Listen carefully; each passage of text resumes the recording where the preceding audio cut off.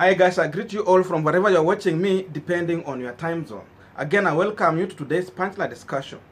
Now, yesterday, the Catholic bishop offered a statement saying that they are ready to offer a mediation between President Uhuru Kenyatta and his deputy, William Samoei Ruto, so that they can have a talk to avert chaos that can erupt during President Uhuru Kenyatta's last time and in the upcoming general election.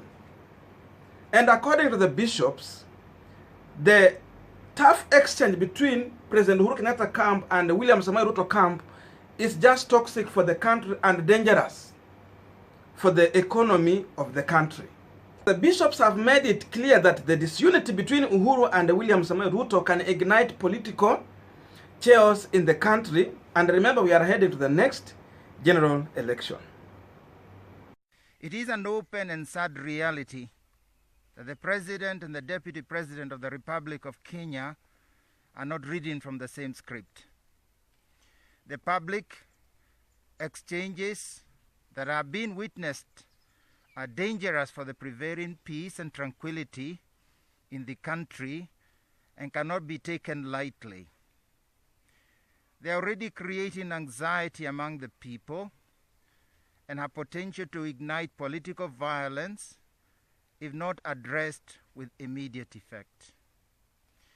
We are deeply concerned that if this open disagreement between the President and the Deputy President is taken up by their supporters, the trickle-down effect it could generate across the country would be dire to even contemplate.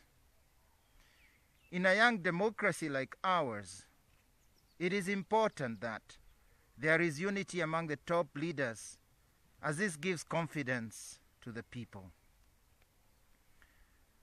We call upon the President and the Deputy President to seek ways of reconciling and working together for the sake of the unity of our country.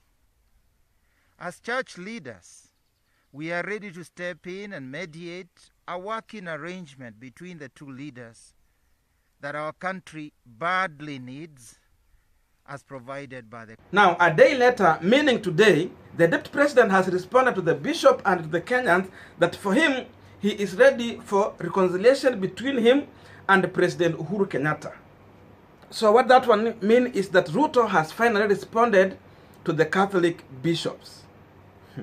Niko tayari. Hawa maaskofu wamesema wanataka kuniweka pamoja na rais. Mimi niko asubuhi na mapema bila condition.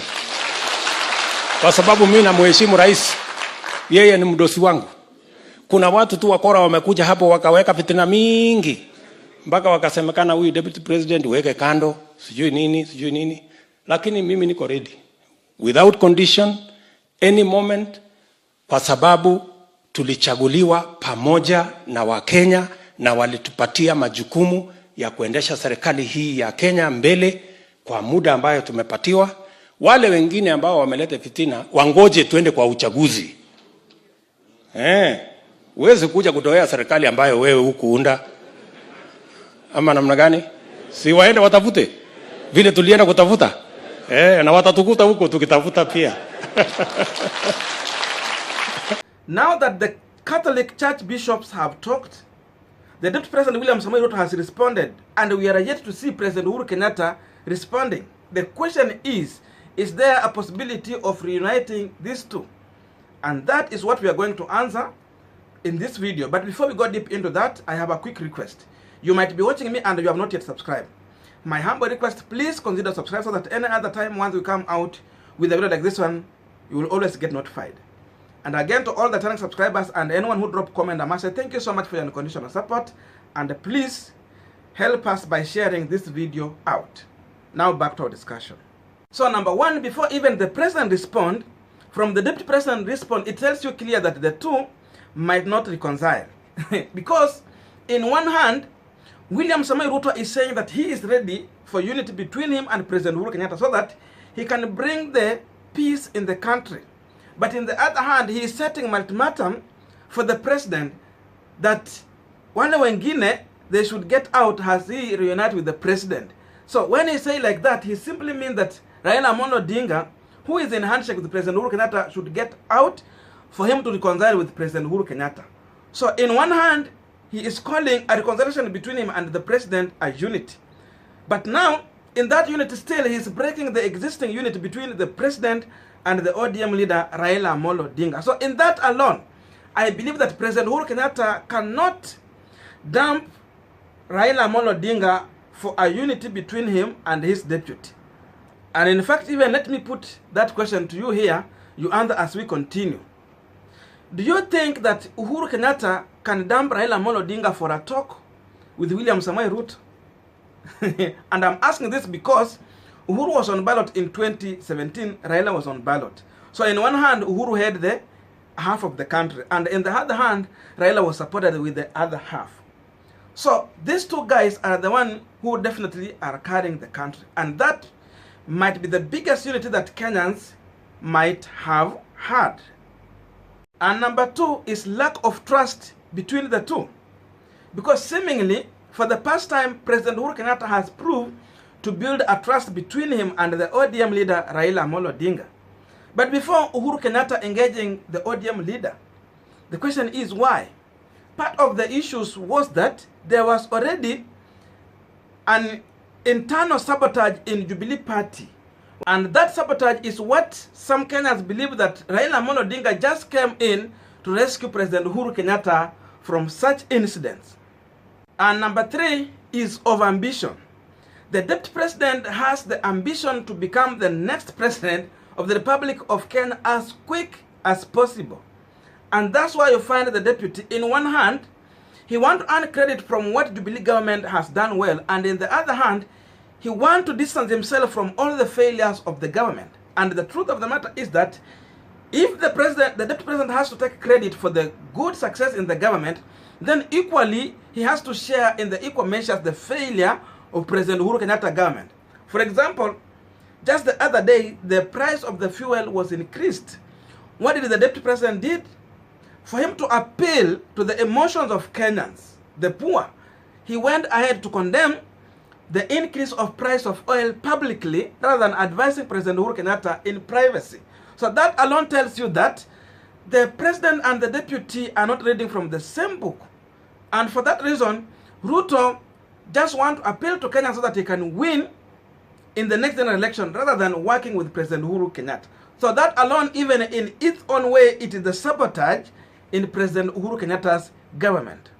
So Ruto saying that he is ready to reconcile with President Uhuru Kenyatta is only simply proving to Kenya, telling Kenyans that he is ready, but in the other hand, he wants to paint President Uhuru Kenyatta as a person who has just refused to reunite. But in the other hand, still, he is actively fighting the president directly. And number four is the ideologies. Ideology is a key factor to bring some of the politicians together.